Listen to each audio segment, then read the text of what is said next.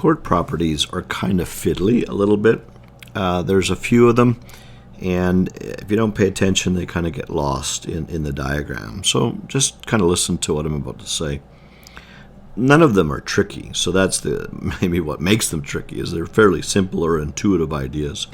The first one says is if you have two congruent chords, which we do, then the arc that is underneath them has to be the same size. Now that makes sense to you, doesn't it? That if I have a chord that's this long, there would be an arc that sits under it, and if I had a chord the same distance, the same amount of arc sits underneath it.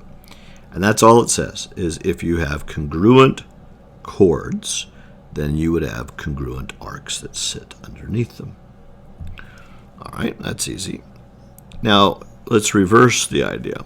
I don't think this is hard either. This says, if you have congruent arcs, which we do, then you will have congruent chords as well. So this is the converse idea. Converse means to reverse the logic. This says, if I have congruent arcs, then the chords are congruent. Now, every time I teach this, it's like, yeah, that's super simple. You know, we've got this. And then I go to the next problem, and people go, what? What do we do? So watch how we use these now in a few questions. All right, let's take a look around. They want us to find this arc. Now, I can't do that. I know that it all adds up to 360, but I notice I'm missing this guy over here. But what did we just learn? We know that this equals this. The chords are the same. So this arc of 106 must also be an arc of 106 over here. This is much easier now. I have 360 minus the 106, minus the 106, minus the 33, and what would be left would be my value right there at 115 degrees. So I nicely used the little trick that says these were the same, therefore that number can be used over here. All right, we are interested in this portion here. But I did notice something kind of cool. This says a chord of 8.5. This chord is 8.5, and this chord is 8.5. So in truth, that arc will be x, and so will this arc.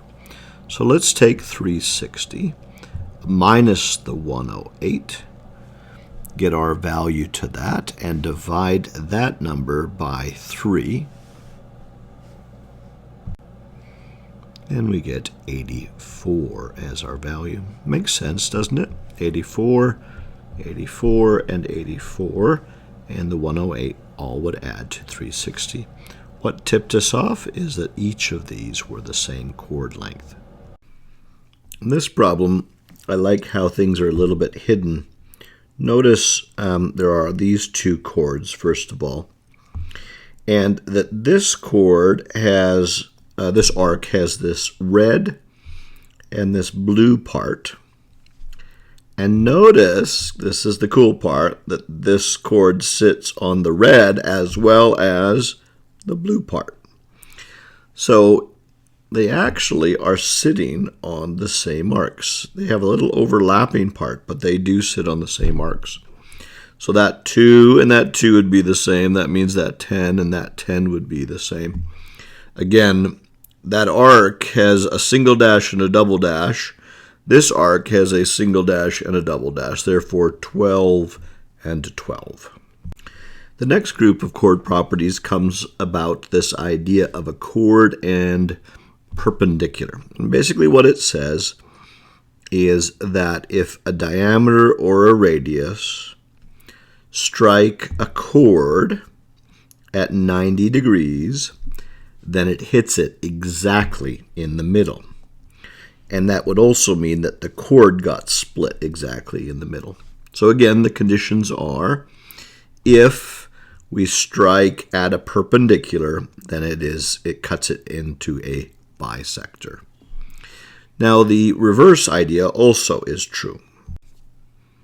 What it says is, if the chord and we have a perpendicular bisector, what it says is that it will guarantee it will go through the center. So the converse and the original argument are both true. The first one said is if we hit at perpendicular, it cuts it in half. The converse argument, this one says if we are at the midpoint and perpendicular, it will go through the middle point. Let's use some of our new knowledge. First of all, we notice that this is a midpoint. It is perpendicular. It goes through the center then. So we can translate, obviously, a 5 goes here. And I notice a right triangle hiding out right here that I can use my Pythagorean theorem. And by now, I'm hoping that you know that 5 squared plus y squared equals 13 squared. Y becomes 12. Now, 12 isn't the answer, right? 12 is from the edge of the circle to this point. Now, I notice that x is a radius. So what is the diameter? Oh, the diameter is 12 and 2 more, giving me 14, because the 12 was only to here and then the 2 here. And so x becomes simply 7. So we're using some right triangle stuff in there. We used our chord properties.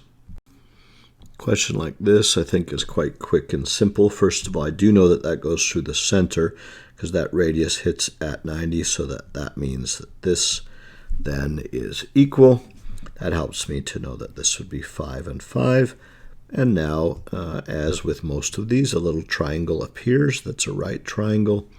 And I'm going to do 4 squared plus 5 squared equals x squared. And a little bit of math down the way gives me approximately 6.40 centimeters on this one. But I was able to split that into 2 halves, and the reason I was able to do that is because it hit at 90, therefore it is a midpoint. I really like this one. It looks so goofy with the way it's laid out, and you're like, how would I find this? It's out in the middle of nowhere. Well, that is a radius, and so this is actually also equivalent, isn't it? All radii are equal. So by doing this, now the problem becomes very trivial.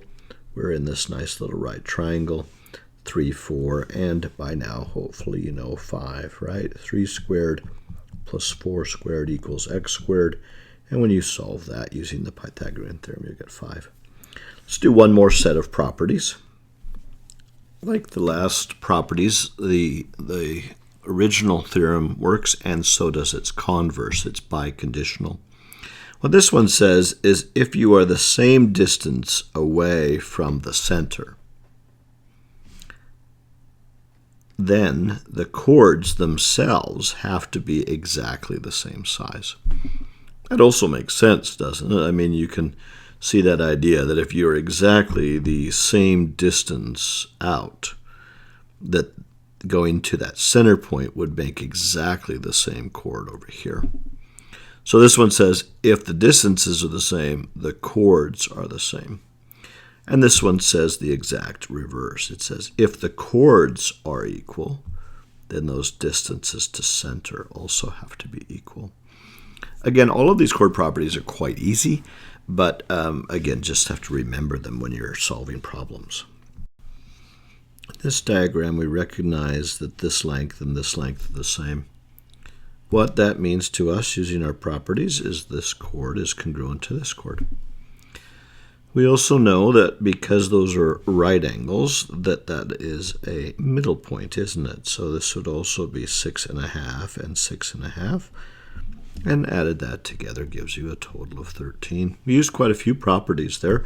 We use that if these are equidistant from center, that the chords are equal. We use that it's a perpendicular from the center, therefore these are midpoints. There seems to be a lot going on here, but it's not that tricky. First, do you notice that these are equidistant? What does that mean? It means this chord and this chord are congruent. Next, we notice that these are right angles, therefore those are midpoints, right? So that's the same as that. which would also mean these are the same. So this 4 gives me a 4, this is a 4, this is a 4. And I notice that the markings there are also 4. This is just another right triangle. It happens to be a 45-45, though. Why do I know that? Well, I have two equal sides, and they are the same, right? A 4 and a 4. And when I take 4 squared and 4 squared, I get 4 root 2. Little review. Remember our friend, the special right triangle, the 45-45. This is a 4, this is a 4, this is a 4 root 2. That's why they asked for an exact answer. But if you needed to put it into Canvas or something, you just turn it to a decimal.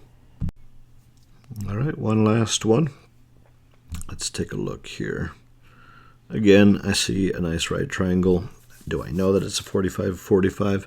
I don't, actually, but I do in a minute, because that 90 tells me this is 90. This is split in half, so that actually is a 45-45. How do I know it's split in half? Is, again, do you see how that got cut right down the middle? Everything got split in half. So this is our friend, the 45-45. The hypotenuse is 12 root 2. I know these values, so each of these has to be 12. Mixing lots of things together, but they're not tricky. They're just, you just have to pay attention to the diagrams of what's provided.